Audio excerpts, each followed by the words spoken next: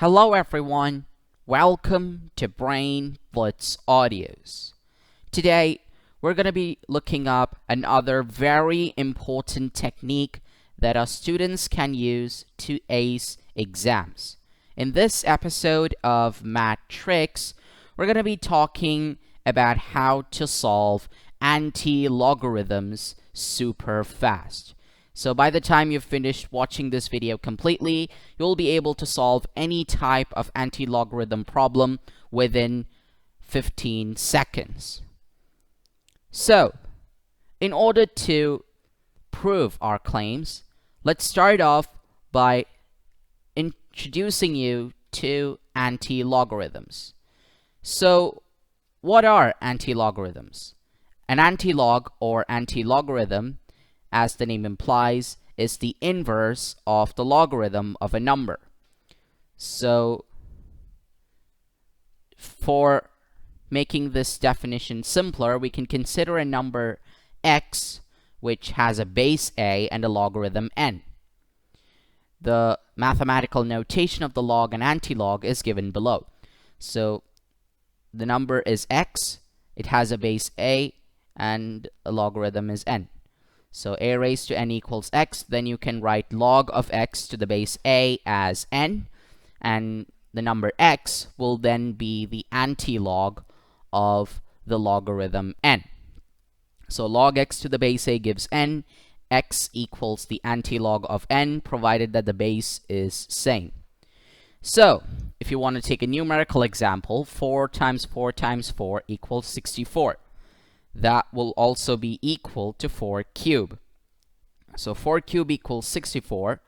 From there you can find out the logarithm, log of 64 to the base 4 as equal to 3. And if we were to take the antilog of 3, we will get the value 64, provided that the base is 4. Now, anti-logarithms are mostly used in natural logs or common logs. So these are the two types of logs in which we are asked to find out the antilog of that number. Calculating anti-logarithms isn't particularly common, but when you're having complex calculations, it is imperative that you know how to calculate an antilog fast. So these aren't asked directly. You're not usually asked what is the antilog of such and such number. The problem happens when you're calculating something and in the middle you're asked, the solution requires you to find the antilog of something. So therefore, that's when you need to use these methods of solving antilog. Now, when we were, discussing logarithms in the previous video, we asked you to solve this anti-log question. And the challenge was to solve it quickly. So today, I'm going to solve this problem within 15 seconds. Believe it or not.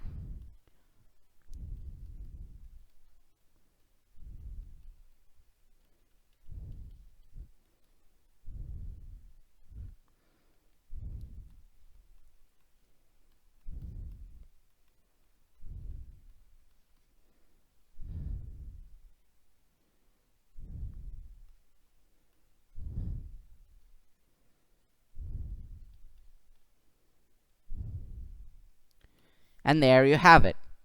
The answer to the value of x when log x equals 1.95478 is 10 into 9.01. So as you can see, the method that I've used is very effective and it's very fast. So, how do we solve any anti-log question using this method? Well, before we go to anti-logs, I strongly recommend you to watch our video on logarithms first, because it's pretty important for us to have a basic idea of logs before moving to anti-logs. Now, for those of you who haven't watched the video, please watch that video. I'll provide the link in the description below. And for those of you who've watched the video, let's still go through the things to remember. first of all, log m is log m plus log n. Then you have log m by n as log m minus log n. Log 10 raised to n is n. And log m raised to n is n log m. Log 1 is 0. Log 0 is not defined. Log 10 equals 1. So these are, general rules with respect to logarithms. And in the previous video, we asked you to memorize these values for log 2, log 3, and log 7. So log 2 is 0.3, log 3 is 0.477, log 7 is 0.845. So these are the values you're supposed to learn. Why and how this occurs, you can find that in the previous video on logarithms. So make sure you watch that first. So, what are the advantages of using this particular method of antilogs?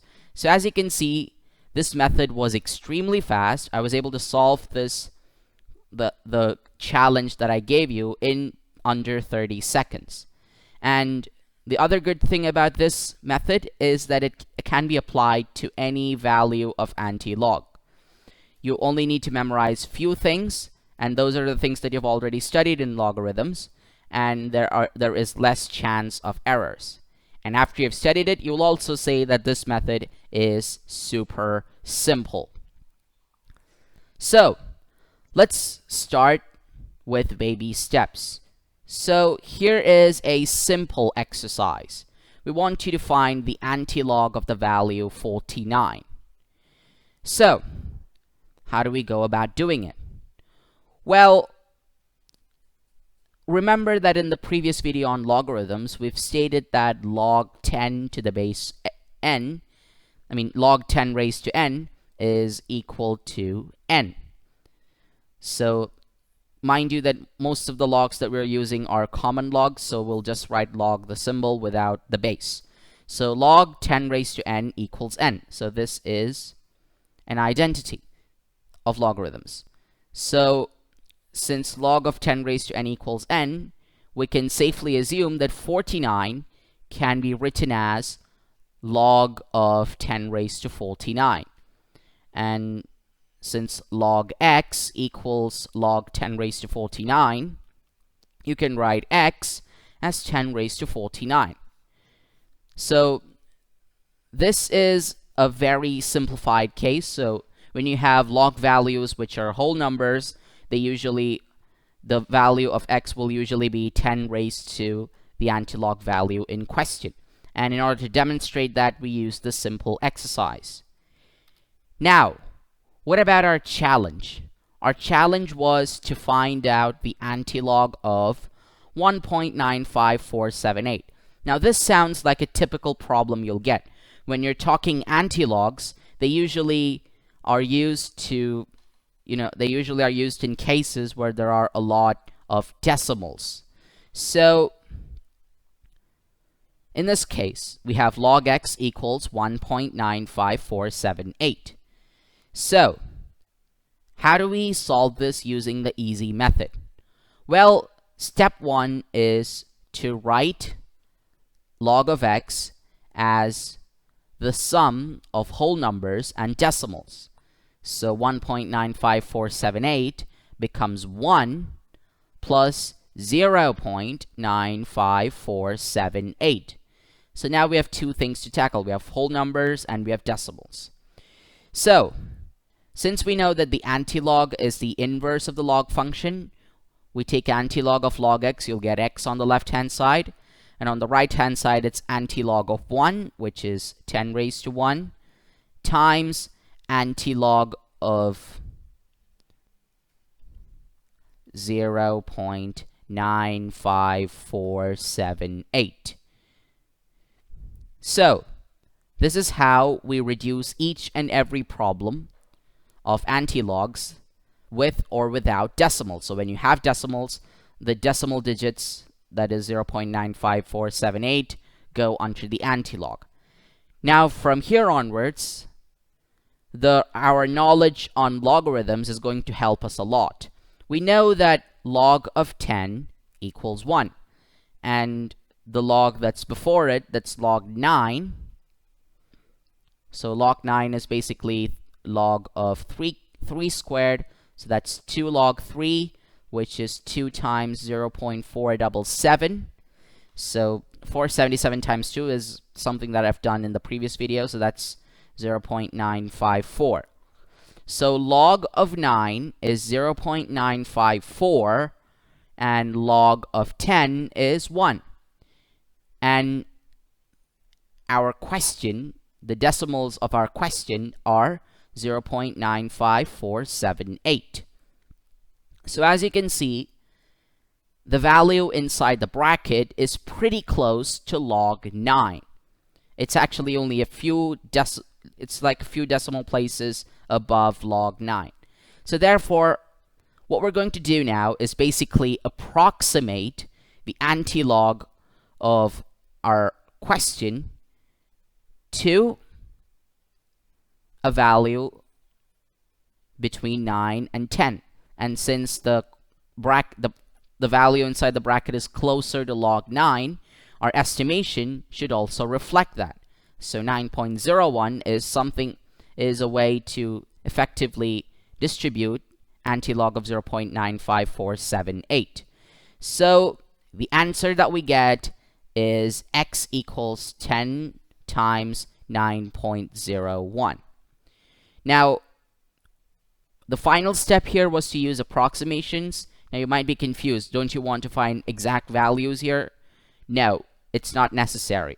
Remember that in the last video on logarithms, we've said that logarithms are pretty useful tools in order to make high accuracy computations easily and with speed. So therefore, even if you remove or add a few decimal places, it's not going to change the overall answer. So therefore, we can use approximation a lot when it comes to logarithms and also when it comes to antilog. So that means x equals 9.01 into 10 raised to 1 is the correct answer as 10 raised to 1 times antilog of 0.95478. They're basically one and the same thing because we're using logarithms and antilog. So therefore, the difference will only be in very low decimal places, and that can be ignored for most calculations. And remember, we're actually doing this in the middle of some complicated problem, so therefore the decimal places won't matter much as we enter the business end of the answer. So moving on, that was the challenge question. Let's practice with another question. This time we have log x as 4.5768. We need to find out the value of x. So that's basically antilog of 4.5768. So our first step, convert 4.5768 into a sum of a whole number and a number with decimals. So therefore, 4 plus 0.5768 would be the perfect way to do it. So log x will now be equal to 4 plus 0.5768. Now when we're taking the antilog, antilog of log x is x, and antilog of 4 is 10 raised to 4. Again, we're using log of 10 raised to n as equal to n. We're just inverting it, so antilog of n would be 10 raised to n. So in this case, that's 10 raised to 4. Now we have the decimals, which is 0.5768. We've separated that, so now we can concentrate on those. So antilog of 0.5768. Now we're going to, find out the log values which are close to this particular bracket. So when we look at log 3, we know that log 3 equals 0.477. And log 4 will be equal to 2 log 2. So that's 2 times 0.3, which is equal to 0.6. So 0.5768 will be in the middle of the interval, that is from 0.477 to 0.6. So basically, what this means is that 0.5768 is between log 3 and log 4. And over here, we're now going to approximate the value. So 0.5768 is closer to 0.6. So therefore, antilog of 0.5768 has to be closer to 4. So 10 raised to 4 times 3.7 or 3.8 would give you the correct answer. So therefore, x equals 3.7 into 10 raised to 4 is the answer that we're looking for. Now, it can be 3.8 or 3.7. It doesn't matter. We'll still get the same value. And that's the beauty behind logarithms. So now we've seen how easy it is to find the antilog of positive numbers. Let's take the difficulty level up a notch. What about negative values? Here we have log x as equal to minus 27.53. Now, this is a very rare case because normally logs aren't defined for negative numbers. But if you have a question that involves negative numbers for your entrance exams, here's a way out. What you can do is you can first split this value, that is minus 27.53, as minus 27 minus 0.53. That should be easy to follow because minus 27.53 is minus of bracket 27 plus 0.53. The negative sign distributes inside the bracket. And this is what we get. Next, we're going to use a trick. What we're going to do is we're going to subtract 1 from the whole numbers and add 1 to the decimals.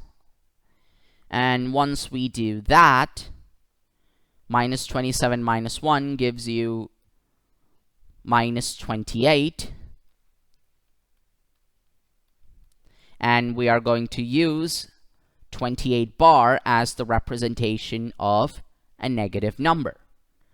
And 0.53 minus 0.53 plus 1, so that's 100 minus 53, so that will be equal to 47. So plus 0.47 will be the decimals. So this is how you can solve for numbers which have negative values. So now log of x is equal to 28 bar, which is the negative number, plus 0.47, which is positive. So when we're taking the antilog, x will be equal to 10 raised to minus 28. We keep the sign back.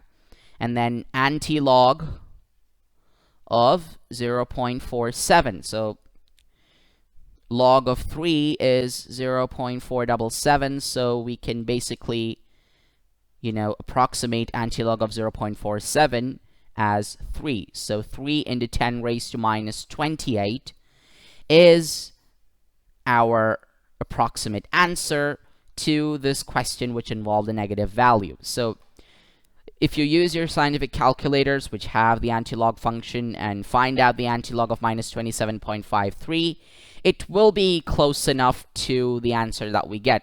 The important thing is we get something that's pretty close to the actual answer, and we get it fast so that we can use this easy method in order to save time. The thing about exams is that you need to save time and you need to maintain your accuracy. So therefore, this particular method on antilogs is pretty good at doing both. So let's review what we've studied. When you're having a question on antilogs, so we're going to use, let's say, log x equals 4.5768.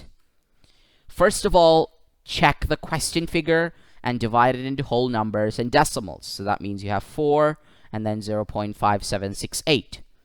And we're going to use log of 10 raised to n as equal to n. So the whole numbers in the question figure are converted to the form 10 raised to x. So this is 10 raised to x. Sorry for the typo. So where x is the whole number. So that means x will be 10 raised to 4 times the antilog of 0.5768. So that makes things a lot easier. For the decimal values, take the nearest logarithms. And since we're shortening up the decimal values to a value between 0 and 1, so the logs will always be between log 1 and log 10. So it won't be lesser than log 1 and greater than log 10. So log 0.5768, as we said, was between log 3 and log 4. And then we multiply the results of steps 2 and 3 to get our final answer, which for that question was 3.7 into 10 raised to 4. And when you have negative numbers, remember to subtract 1 from the whole number and add 1 to the decimals, and then move on to steps 2 to 4. So this is the essence of what we did with the antilogs to make them a whole lot easier. So I hope that this video was very helpful for you. It is very useful for your exams and in complex situations to, save time. So before you go, don't forget to watch this video a couple of times in order to get the gist of it. And if you want to get more of our useful videos, don't forget to subscribe to our channel, which is Brain Blitz Audios. Remember, this AntiLOG video was based on the logarithm video that we did before. So if you want to learn more about that, then please hit the link in the description below. For getting our latest updates, hit the bell icon that is again present below the video. So until the next webisode, take care, stay safe, bye-bye for now.